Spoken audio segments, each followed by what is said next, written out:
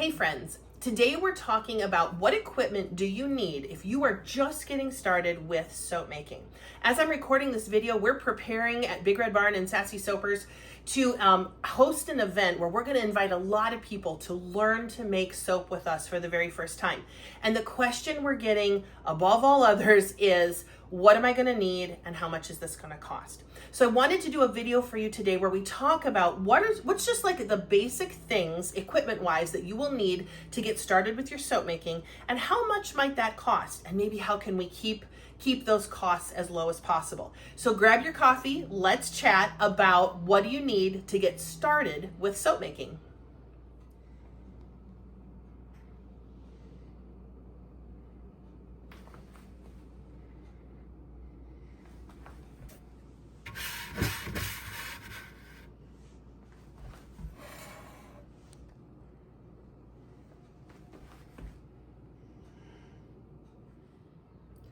So here is just the very basic things that you would need to begin starting to make soap. That was a lot of words, beginning.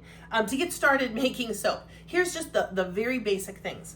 Now, first, let's talk about the safety things that you will need. You're gonna need gloves. These need to be heavy duty ones, not like latex exam gloves, so make sure those are sturdy. You're gonna need goggles. We need to protect our eyes.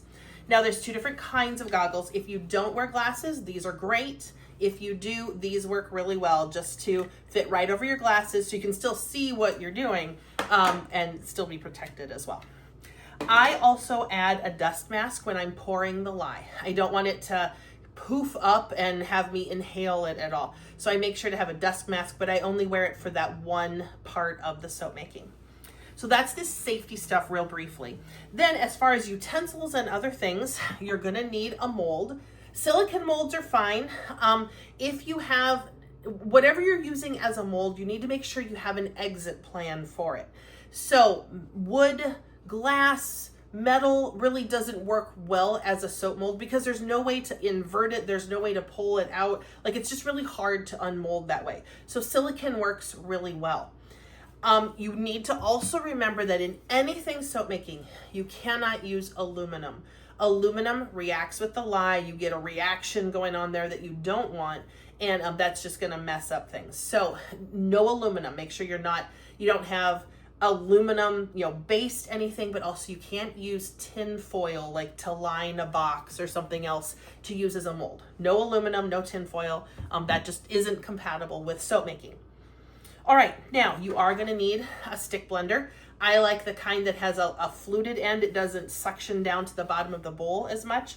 So this is, and again, the stick blender does not need to be an expensive one, 30 bucks tops. But I have found, like, I've gotten a couple hand-me-downs because people buy stick blenders and then they just don't use them for food prep like they think they might.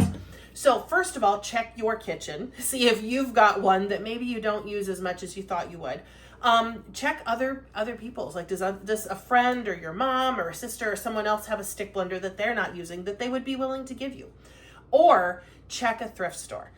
This is something I think there was kind of a wave of everybody bought one and now everyone realizes they're not using them. So check a thrift store, check your Goodwill. This is a great place to get all of this stuff and not spend the money of purchasing it all new. Now, you are gonna need a digital read thermometer. This is the kind I have. It has the little clip on the back to put it in the pan.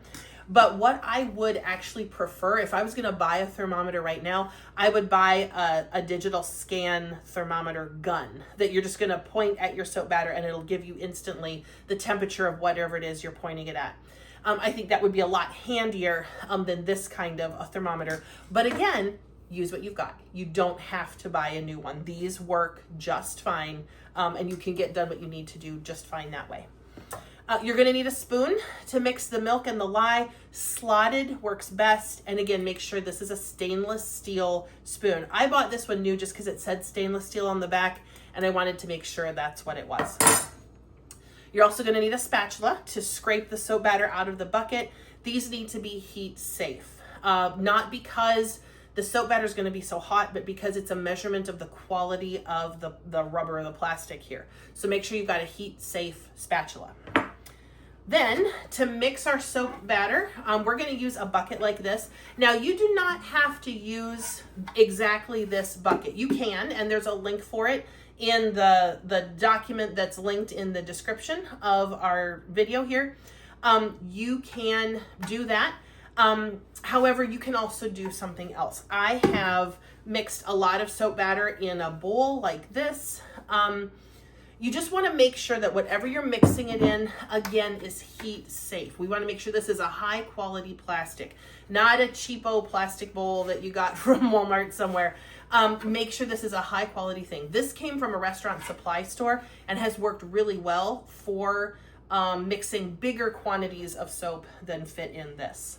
However, I use these all the time. This is an 8-cup. Let me make sure I'm telling you right. Yes, this is an 8-cup like Anchor Hocking or Pyrex mixing bowl. I love it for mixing the lye and the milk because it has a handle and a pour spout. I know I'm going to be able to pour that lye milk and it's not going to splash, it's not going to blow up, it's not going to run down the back of the pitcher, and I'm going to be able to hold on to it and keep control of that. So this is a great thing for mixing the lye milk. But again, if you've got one you don't use, that's the best place to start. You're also going to need a digital thermometer. It needs to read to the 1/10 of an ounce. Now this, did I say thermometer? Scale, digital scale, and it needs to read to the 1/10 of an ounce. Now this scale is actually a little small. I don't prefer this one because when you put a bucket on it, the bigger buckets tend to cover up the display. So probably if you can find one that's physically a little bigger than this, that will serve you better just for ease of reading the display and knowing what you're doing there. Then one other thing that we were chuckling about, I feel like these were very commonplace a generation before me, but right now I'm not sure people really have ice cube trays in their kitchen. If you do, you can absolutely use the ones you have. Maybe you've had them in your cupboard for a while wondering, what on earth am I going to do with these? We're going to freeze the milk in these trays. So if you've got at least a couple of these, that's going to serve you well. You're going to use about a tray's worth of goat milk in one project, and then you've got another one freezing for your next project as well. So a couple of these at least is really helpful. Also, one last thing, if you have an apron that you can use for soap making, that really, I like wearing an apron because when we're dealing with colors and other chemicals, I like to have a one more layer between me and all of that, and also it helps protect my clothing a little bit from getting any odd colors in it. So that's the very basic, this is what you're gonna need to make a first batch of soap. Not a lot of things, and again, a lot of these things you could find in a thrift store or some other way where it's not gonna cost you a ton. The two things that you might need to spend a bit on would be the soap mold, because you're gonna use this a lot. So purchasing one of these really is a good investment. And then maybe this guy, it's just really handy for mixing the soap batter. Actually, maybe this as well. I do really like this for mixing the lye and the milk. So that is just boiled down to its very basics, what you would, the equipment that you would need to start making soap.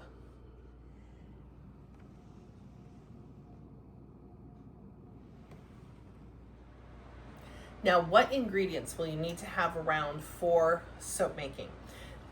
There's just 5 things that we have in our very basic soap recipe, but also the recipe that we use most common in our own soap production and that we teach in our soap making membership, Sassy Soapers. 5 ingredients: coconut oil, palm oil, olive oil, goat milk, and lye. So let's talk about each of those really briefly. First of all, the olive oil. We have bought our olive oil most of the time from Sam's. So if you have a Sam's membership or a Costco membership, this is a great place to get your olive oil. Now, olive oil is not cheap anymore, and I do just want to acknowledge that. As I was researching the links to give everyone for purchasing olive oil, I realized that I found actually a better deal on Amazon. Amazon Grocery actually had a price that beat what I was currently paying at Sam's. Let me think, it was $10 for 51 ounces. So this is 100 ounces, and I'm paying $30 for this. So you could actually get 2 of those. It would be a smaller container at Amazon Grocery for $10 each, and it would be cheaper than what I'm paying here.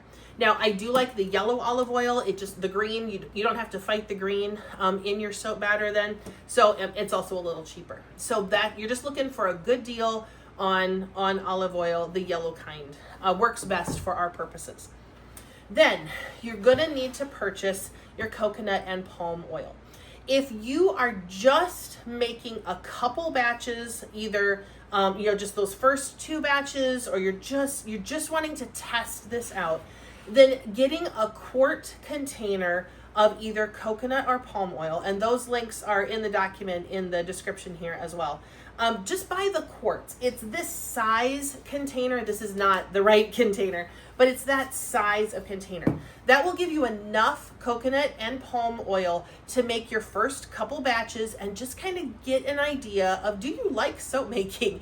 And just to give you that without spending a ton of money on ingredients that you might not use completely. If you feel like, no, I've been looking forward to this for a long time, I'm going to want to make more batches than that, then purchasing a gallon jug or a gallon bucket of coconut or palm oil is going to be less expensive per ounce. Now, you're going to spend more per container because this is a bigger container than this one, but you're going to spend less per ounce there. And if you feel like you're excited to make your first 5, 6, 7, 8 batches of soap, then this would be a better way to go than to purchase multiples of this kind of container of coconut or palm oil. So you just need to decide for yourself what you think your soap making is going to be. I would say that this would be a good investment just because sometimes it takes a few batches of soap before you really get the hang of it, and you can't really know, like, do I like doing this until it starts to work for you, and it might take a few batches for that to happen. So this is a great investment if you feel like you would really like to work at getting soap making to be a fun thing for you. If you're thinking more, no, I just got to try this and I got to keep the cost down, then buying the quart size container of coconut and palm oil is probably your best bet. Now, if you are thinking, I would like to avoid the palm oil, you're wanting to be, palm free for environmental reasons or whatever, the palm oil that we have linked is environmentally friendly. It's not damaging the environment that way, and they say that. They have the certification for that, the one that we've linked. But if you're thinking, no, I'd rather just avoid it altogether, that is okay. I will tell you that in our trainings coming up, we will talk about this, but there is a substitution for palm oil. You cannot substitute other oils in soap making, and we're going to talk about that later on. But you can substitute for palm oil. You can substitute lard, tallow, or Crisco. And all of those would be a 1-to-1 substitution. If you had 11 ounces of the palm oil, you could just not use the palm oil and use 11 ounces of lard, 11 ounces of tallow, 11 ounces of Crisco, and that all works just fine. You can do that and it won't change the recipe much at all. So those are your options if you would like to avoid the palm oil, and that's totally fine. You can just make that choice. Now let's talk about the lye. I have used Red Crown before. I have also used Essential Depot. Their lyes work very well. I will tell you that I've had some people have problems with the lye from Brambleberry, so just be aware of that. Maybe that was a while ago, so maybe that's old information, but just be careful where you purchase your lye. Again, the link that we have in the document, I believe, is the Essential Depot lye, and you're going to have a good experience with that. Remember, lye is caustic. It can burn, even in the powdered form. So be sure to be wearing your gloves, your goggles, anytime you're going to open that container and get going with your soap making. Now let's talk about the goat milk. People ask all the time, where am I going to find goat milk? And if you don't have a goat or you don't know anybody with goats, that can feel like a big issue, but it really is not. Goat milk, a handful of years ago was a little bit harder to find, but that is not the case anymore. Most grocery stores carry liquid goat milk. It's in the dairy case, but it's like high to the left or high to the right. Like look up in the corners of the dairy case where you would find coconut milk, almond milk, other kinds of specialty milk. Typically it's right there. Around us, Walmart carries it. So it really is not that difficult to find. Now, liquid milk is probably your best bet for our purposes of soap making here. You can use powdered milk. You can use canned milk. I prefer the liquid. I think you get a better product with that. But if that, for whatever reason, is difficult or you can't find it, you can do the others. And you can order those off Amazon, and that's fine. But remember, they're going to have to be reconstituted. So the powdered, look on the package. You want to reconstitute it until you've got it in milk form, liquid milk, and then you're going to freeze it. If you buy the canned goat milk is evaporated. So that means you need to reconstitute that. It means pour your can of milk into something else, fill that can of milk with distilled water, and then pour that in. And then you'll have the right consistency for soap making. You'll freeze that and move ahead with your soap making that way. So that's how you deal with the goat milk and the other ingredients. Remember, there's only 5. Think about, like, what do you want with your soap making? If you want to, if you want to really invest in this and do several batches to kind of hone your skill and get good at this, then maybe buy the bigger containers of all of this and know that you're going to have enough. If you buy a gallon, you're going to have enough of all of these things to make up to 8 batches. With the olive oil, you would need more than the gallon for that. So just know that you're probably going to need a bit more. But the bigger containers are a good investment if you feel like you would like to make up to 8 batches of soap. If you're wanting to just stick with 1 or 2, then the quart size containers will serve you well there. And that's really all you need to get started with ingredients for your first soap batches. So these are just the very basics of what you would need to have in order to get started with your soap making. Now, there is a link to a document in the description of this video that was for an event we had called Soap Making Week. And in that document are all these things are listed out, along with all the links for where you can go to purchase them if you would need to do that to get started with your own soap making. But remember, the best place to start looking for any of this stuff is in your own kitchen. Go through your cupboards. If you're like me, I have some cupboards that could use some cleaning out. And chances are you're gonna find things that you could use, a spoon that you can donate to the cause, a spatula that you don't really use for anything else. Maybe that stick blender that you thought you would use a bunch in your kitchen, but you don't really. So that could easily transition to a soap making utensil and not move back and forth. Remember, you do need to have a separate set of utensils for your soap making. But the best place to start looking is in your own kitchen. What do you have that's extra, or maybe you don't use as much, that you could donate to your soap making and not have it cost you anything? The second idea is check out a thrift store, check out a Goodwill. Chances are you're going to find utensils, bowls, and other things there that could work very well for soap making and are still in great shape and aren't going to be the cost of purchasing new. Third, then, you've got the document with all the links of the things, maybe the more specialty things that would be hard to substitute with something else, or that you probably wouldn't have in your kitchen already. Those links are there. You can purchase whatever you need online and get that stuff coming to get your soap making going as soon as possible. So I hope you've enjoyed this video. Again, check out the document, check out the links, and just get what you need to give your first soap making, get what you need to give soap making a try. Thanks for joining me here.